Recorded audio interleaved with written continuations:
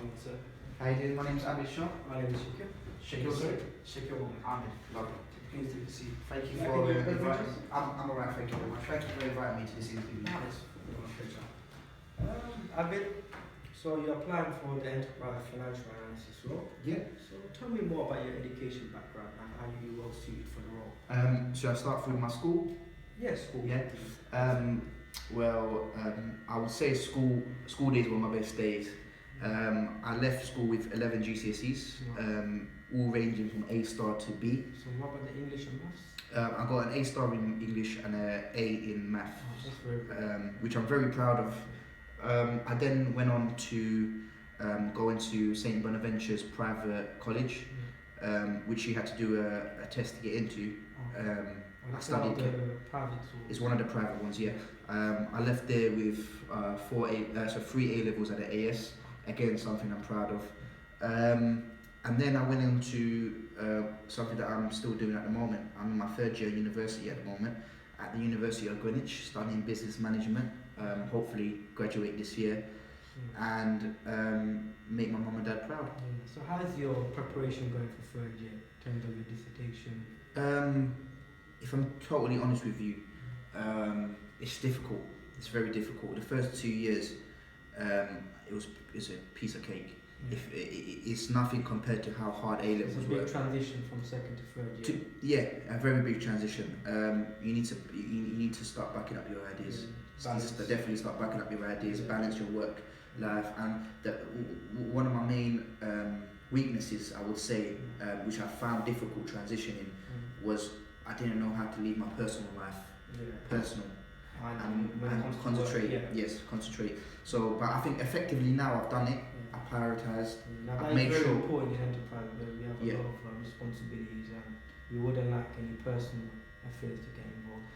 When I say personal affairs, it doesn't mean I'm going to be starting to cry at work. Yeah. It's not nothing like that. It's the fact that sometimes I felt that should I just go out with my friends, or should I prioritize? That's where it is. Yeah. But I think now, eventually, I've started to learn. It comes with maturity as well, and I've definitely learned to kind of deal with that separately, concentrate on my life. And stuff that will bring me towards my end goal. Can you give us a brief summary of your employment history? Yeah, I started my first ever job when I was 16 years old. My dad let me off into the big wide world and said, get your own money. Yeah. So when I was 16, I started off at Sports Direct. Very hard, very difficult job. I started on £3.86. That's my hourly pay. I stayed there for 2 years, and I ended up being a manager there. Okay. So what skills did you obtain from that position? It's very hard. Sports Direct is very, very hard. Retail is retail. Yeah. So you're going to get some skills, but it's not going to be the best skills. Okay. But the skills that I did learn was I learned how to get up in an organisation quickly, through adapting to different situations, through understanding people. You just want to stick to one role. You want to always achieve. Let me ask you that question. Did you stick to one role? No, I haven't. See, then still want to achieve higher. You still want to achieve higher, and that was me. I started off when I was 16, and a motivator for me was one day I was at work. This was my first day at work, and a person came up to me, one of my fellow workers, and he said, "How much do you get paid?" Me being young and naive, I said to him, "Oh, I get paid £3.86." Yeah. And he said to me, "You get paid a cigarette packet every hour." That is harsh. Yeah, it's harsh. So that motivated me, and I thought to myself, I'm never ever going to let a person talk to me that way ever again, or undermine me ever again. It's a very good mindset. Yeah, and using that as a motivator, I worked up in a company, and I was his manager. So I think that's something I've been proud of. Big achievement. Yeah, shout out to Mr. Solano. So is that it for your work history? Sorry. Yeah, I went I went on from Sports Direct to Foot Asylum.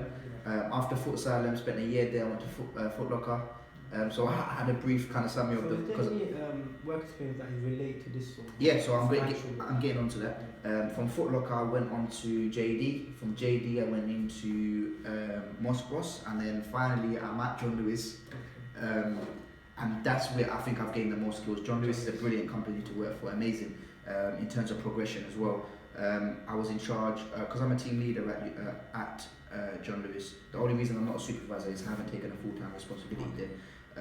I'm in charge of the cash office, so I'm always dealing with currency, I'm always dealing with money, dealing with books. I'm always doing auditing when it comes to pricing, putting new stock out, how much to put a promotion on for. I know how to do that very well. Working in a massive store like John Lewis, you have to know your way around carefully, efficiently and methodically, and I think I can do that perfectly. So, you know, John Lewis, they take everyone's opinion on board. Did you demonstrate any innovative ideas of how to improve efficiency? Yes. For example, this was one of my biggest achievements at John Lewis. So John Lewis and Waitrose are together, right? Yeah. I used to work for Waitrose as well. And this may seem simple, but I can show you that we've actually saved a lot of money. For example, when a customer comes to Waitrose and they buy a croissant, they buy, there's two different croissants. There's one what's £2, which is an almond croissant, and one which is a normal croissant, which is 79p. When you go and click on item selection, you see one croissant there. Yeah. A lot of the employees don't realise that there's another croissant that they have to pick for the almond croissant, which is not on the screen. But people actually just pick the 79p croissant, so we're losing out. Imagine that. Yeah. Imagine so imagine buying a £2 croissant for 79p. Imagine how much money we've lost. Yeah. So there is a suggestion box in John Lewis, and I suggested that picture should be on the main screen. So when a person which comes in for a croissant, you can click that straight away. So they're aware of that. Yes, and they implemented that, and we've made a saving of £750,000 so far. That is very good. Now that's what we stress on the importance. And these are the stuff that I can bring into a role which is advertised as a financial, because I can see where we're losing money. I can see where we can gain money. Bring that together. That's what we hugely appreciate from our employees of that suggestion. Because it's not just the managers that are right, it's the employees as well. I'm very happy with this interview. I'm terminating. Would you want to ask me about my personal skills?